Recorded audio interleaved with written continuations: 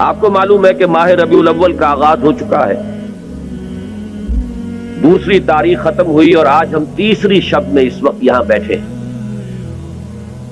یہ ماہ مبارک حضور صلی اللہ علیہ وسلم کی سیرت مطہرہ سے ایک بڑا گہرا تعلق رکھتا ہے۔ حضور کی ولادت باسعادت بھی اسی ماہ مبارک میں ہوئی، اگرچہ تاریخ کے بارے میں اختلاف ہے۔ حضور کا انتقال بھی اس ماہ مبارک میں ہوا، اور وہ متفق علیہ تاریخ ہے 12 ربیع الاول اصل میں حضور کا یوم وفات ہے، اور اکثر محققین کی رائے یہ ہے کہ آپ کا یوم ولادت جو ہے وہ 9 ربیع الاول ہے۔ یہی وجہ ہے کہ مجھے یاد ہے کہ ہمارے بچپن میں اس دن کو جو لوگ کچھ تھوڑا بہت مناتے بھی تھے تو 12 وفات کے نام سے در حقیقت یہ نام یاد کیا جاتا تھا۔ حضور صلی اللہ علیہ وسلم کی وفات کا دن ہے، کچھ کھانا پکا کر کچھ غریبوں کو مساکین کو کھلانا، یہ در حقیقت چیز تھی کہ جو اب ہوتے ہوتے اس نے بہت ہی ایک دوسری صورت اختیار کر لی ہے۔ اب یہ ایک جشن بن گیا ہے اور ایک عید کا سا سما، بلکہ واقعہ یہ ہے کہ جو اصل 2 عیدیں ہیں وہ کہیں پیچھے چلی گئی ہیں، اور یہ جو 2 عیدیں ہم نے ایجاد کی ہیں، ایک عید میلاد النبی اور ایک عید استقلال، اگر ہم جائزہ لیں تو شاید یہ 2 جو ہے یہ زیادہ فور گراؤنڈ میں آ چکی ہیں۔ لیکن یہ کہ جہاں تک آپ کی ولادت اور آپ کے وفات کا اس ماہ مبارک میں ہونا ہے وہ ثابت ہے۔ مزید برآں حضور کا ورود مدینہ منورہ میں بھی ماہ ربیع الاول میں ہوا ہے۔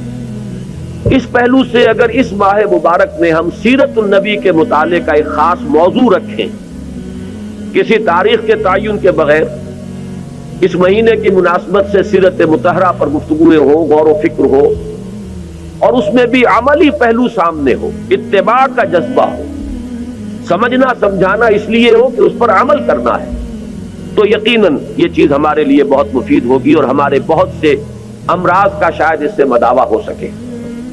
یاخذون بسنتہ ویقتدون بامرہ ثم انہا تخلف من بعدہم خلوف۔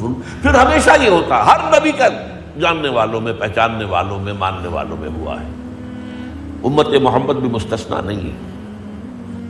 یقولون ما لا یفعلون ویفعلون ما لا یؤمرون۔ یہاں نوٹ کیجئے کہ وہ کہتے وہ تھے جو کرتے نہیں تھے، اور کرتے وہ تھے جس کا حکم نہیں۔ عید میلاد النبی کیا حضور کا حکم ہے؟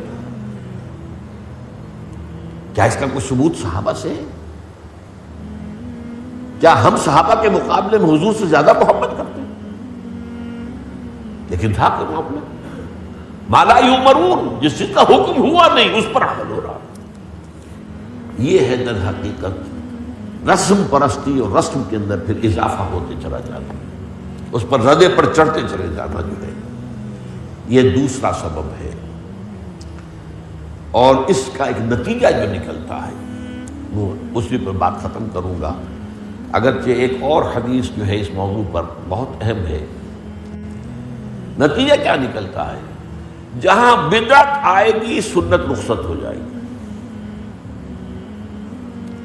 اب نماز جنازہ کی وہ اہمیت نہیں ہوگی، نہ نماز جنازہ یاد کرنی ہے، نہ دعا یاد کرنی ہے، کچھ پتہ نہیں، جا کے کھڑے ہو گئے ہیں، وضو بھی ہے کہ نہیں ہے، لیکن قرآن خوانی میں تو جانا ہی جانا۔ یہ کیوں ہوتا ہے؟ ورنہ یہ کہ نماز کی اہمیت ہوتی، نماز جنازہ کی، آپ اگرچہ عربی نہیں آتی لیکن ترجمہ تو اس دعا کا یاد کر لینا کوئی مشکل کام نہیں ہے، تاکہ کھڑے ہوں دل سے دعا مانگے۔ تو جہاں بدعت آئے گی وہاں سنت جو ہے اس کی حیثیت کم ہو جائے گی، اس کا استخفاف ہوگا یا غائب ہو جائے گا۔ یا نبی مصطفیٰ سید الانبیاء، یا نبی مصطفیٰ سید الانبیاء، یا نبی مصطفیٰ سید الانبیاء، یا نبی مصطفیٰ سید الانبیاء۔ ان کی چوکھٹ ہوتوں کا سا بھی پڑا سجتا ہے۔